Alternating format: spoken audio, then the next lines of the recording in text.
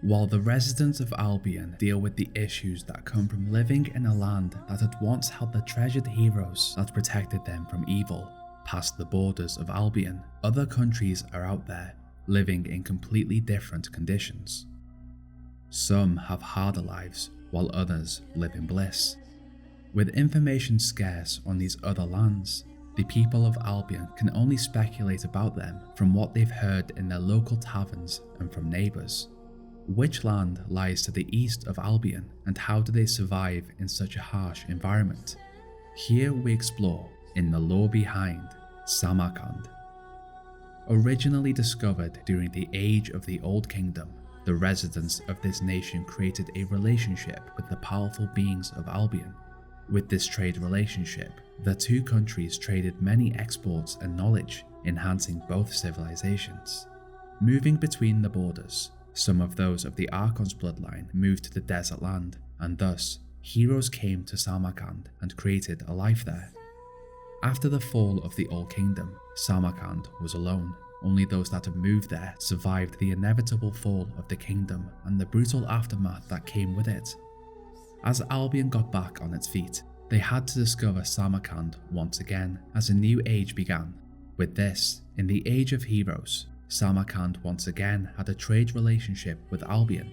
As the few members of Albion that had the supplies to travel to this exotic country and landed on its shores, they discovered Samarkand was simply a huge desert. On its east, north and west sides, giant chain mountains named the Blade Mountains by the residents blocked off the country from the neighbouring regions, with the only accessible way into the country being from the southern coast. The residents of the other countries of the world had to navigate by ship to make it. What was within the borders? A vast desert with scarce water supplies, a dangerous land to navigate to someone who could not handle themselves.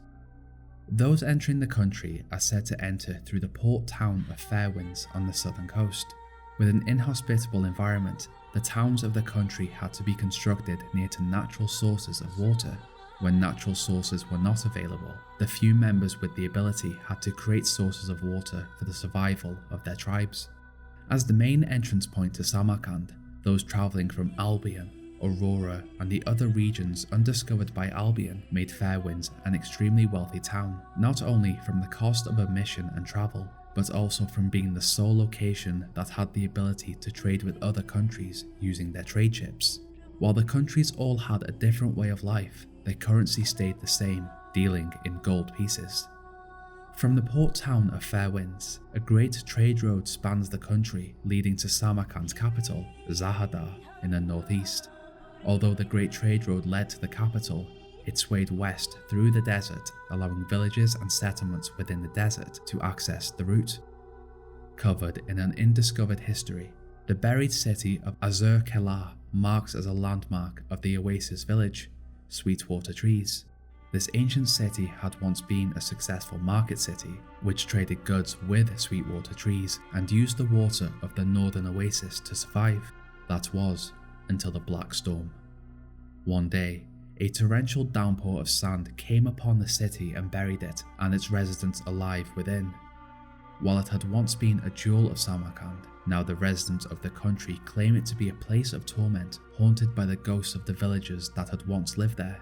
A dangerous place to pass alone without the knowledge of how to defend themselves. A place now home to the Hollow Men and living sands that attempt to claim more victims to the ancient city.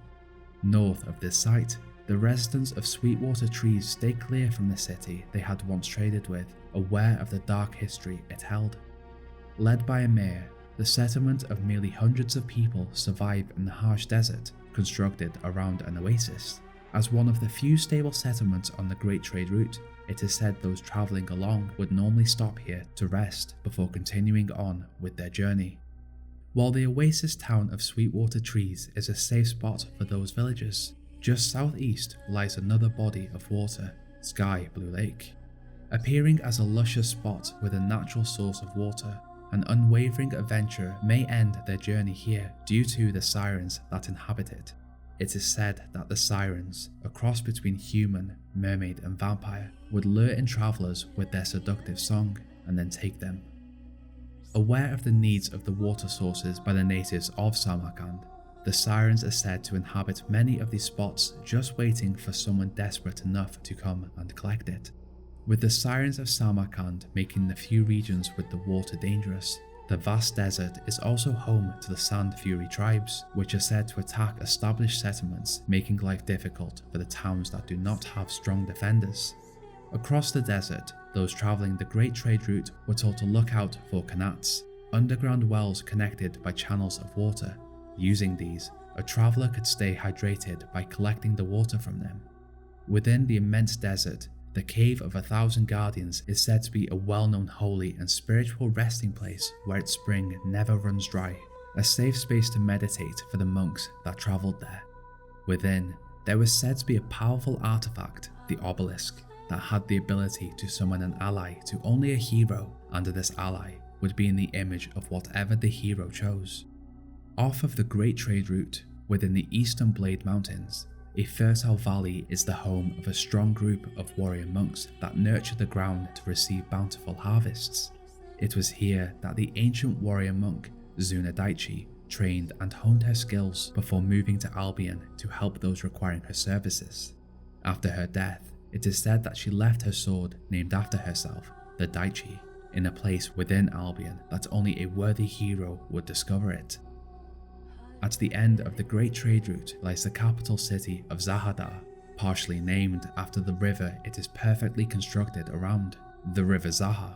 Zahadar is known to many as the Jewel of Samarkand. From a grand palace within, the ruling monarch subsequently controls the mayors of the settlements of the country. While Samarkand is now a monarchy under the control of one person, it was once a divided nation between the north and the south, with Lord Onish ruling the north with an unknown ruler of the south. By Albion's Age of Enlightenment, the country was now a united country under the Samarkanian monarchy. Split into 3 regions, the city of Zahadar has the Grand Palace, the Inner City and the Outer City. The northern outer city holds a district dedicated to mercantile and textile items, while the southern district is home to markets and merchant stores. Within the inner city, the North District is home to government buildings and the entrance to the Grand Palace, while the southern side is home to the higher class residents of the city.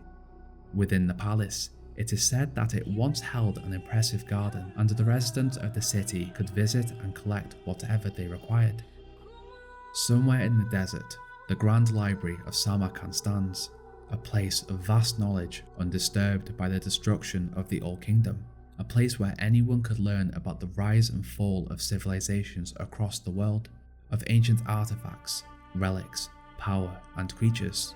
While a life within the hot desert continent of Samarkand may sound like a grave existence to the comfortable residents of Albion, the inhabitants of this vast desert thrive through the challenges their environment gives them. Through Albion's history, the discoveries of Samarkand and subsequent trading of this information helped the growth of Albion exponentially.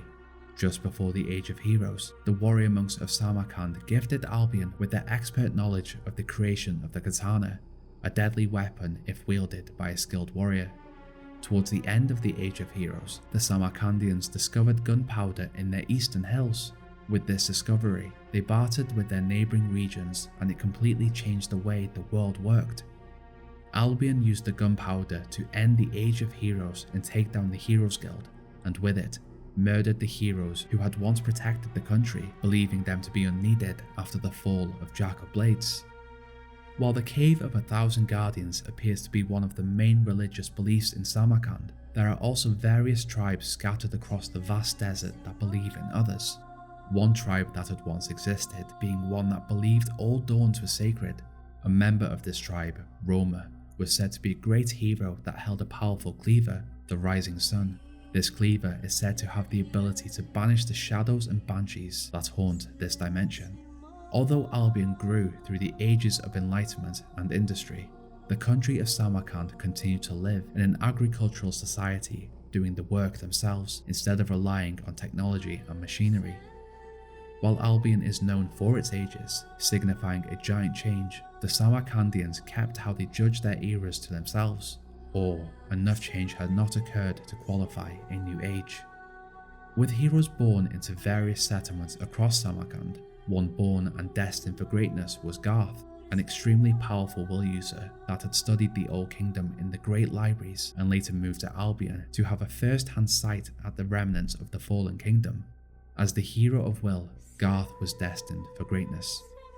While most of the residents of Albion had not visited Samarkand, those within the tavern speak in curious tones of it being a land full of exotic substances and uninhibited people, when in reality, the region could not be further from this rumour, a place of boiling nights, dangerous foes, resilient members, and sober folk. The Blind Seer came to Samarkand just after the defeat of Jack of Blades and used its giant libraries to discover information on an Old Kingdom artifact. Centuries later, the hero ruler of Brightwall came to Samarkand after the land had been ravaged by the darkness, in which the ruler, Emperor Zarak, had suddenly died after meeting his new bride from a faraway land. In his final days, he had become a dictator, erecting a wall around the capital city of Zahadar. After his death, his new bride, now to those across Samarkand as the Empress, used her power with the darkness to take over the country and threatened its way of life and potentially Albion's too. With this, the hero ruler of Albion had a new grand adventure to embark on.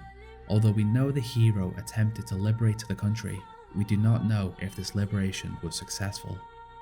The state of a darkness-infected Samarkand remains unknown, with many of the settlements either dead or under the control of the Empress.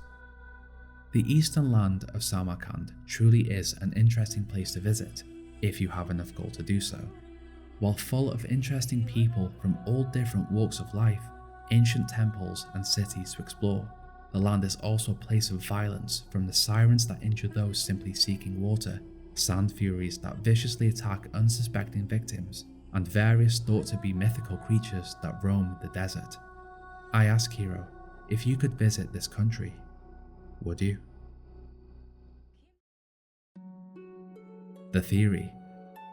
Samarkand was a safe haven for the heroes of Albion. Here we'll take a theory about the Fable universe and try to attempt to make sense of it using facts and lore from Albion. If you have any theories for future videos, let me know. This week, we looked at Samarkand, and the more I thought about it, Samarkand would be the perfect place for the heroes of Albion to escape to after their home country turned against them. Although I believe this theory simply makes sense, I'll still add my 3 points to back it up, somehow. Point 1. Samarkand is a different country with different rules. While the heroes of Albion were said to be obnoxious and unpleasant to the non-heroic residents of Albion after the defeat of Jack of Blades, when the anti-hero League of Oakvale got their hands on gunpowder, they ended up attacking every hero instead of just the ones causing the problems. Sure, kill the wicked ones making the problems, but why did they kill the good ones?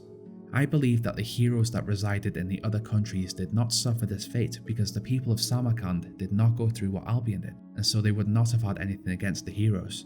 So if they could survive in Samarkand and help the local settlements, I'm sure they'd be welcomed in if they could escape the mobs and acquire a boat to Samarkand. We like the good heroes. They were actually good for Albion. In my opinion, happily kill the bad ones causing the issues for the residents. One similar to Whisper and Maze. I hated those guys. They definitely looked down on the other residents of Albion. On to point 2, Samarkand's history with the heroes. So we know of Garth, Zuna Daichi and Roma that lived in Samarkand that were also heroes. Garth does not say anything negative about his time in Samarkand, and he left because he wanted to learn more about the Old Kingdom of Albion. Roma was a member of an ancient tribe and was seemingly left alone to do what he wanted, and Zuna left to explore other lands. Even Teresa visited Samarkand and spent centuries there studying in the Grand Libraries, while Albion was turning against the heroes. This suggests that Samarkand always seemed to be accepting of the heroes and what they could do. Samarkand would have also had their own heroes that we wouldn't have heard of because of the ones that moved there during the Old Kingdom and in turn began their own bloodline with the natives of the country. It truly would be the perfect place for the heroes to travel to and have sanctuary away from the ungrateful Albionites. Now on to point 3, and the main part of this theory which could change the perspective of the heroes in the world in general. If the heroes had left Albion and gone into a country that was not out to persecute them, then just maybe heroes still thrive in another part of the world. The knowledge of Samarkand is still pretty secretive and full of mystery. There could be multiple tribes hiding and even a settlement full of heroes just living their lives in Samarkand. Imagine if an army of heroes or a new heroes guild just lived in secret. The reason we don't have many heroes in Albion is because most of them were wiped out and the bloodline became diluted by procreating with partners without heroic blood. But if the surviving heroes had children within their bloodline, with those of heroic potential, the power would still probably be strong, without the need of those stupid gauntlets we had in Fable 3. In summary, Samarkand maybe became a safe haven for the heroes escaping the angry mobs, and they may live there somewhere in secret. Imagine if that was something we could have experienced. It's kind of a theory, kind of not. Take what you can from it. So most of the information this week was taken from Fable, The Edge of the World by Christie Golden. There are some debates in the community on whether it counts as canon or not. In my head, it is canon as it was officially a prequel to Fable the Journey. Again, people debate whether that's canon or not. It's a Fable game. This book is the only insight we've got into Samarkand and how it works, so I'll leave the decision with you. Do you consider only the games to be canon or the books too? Let me know in the comments below. If you like this video, be sure to like it. If you really like it, then consider subscribing and hitting that notification bell. It really does help. Now hero, enjoy your day. Bye.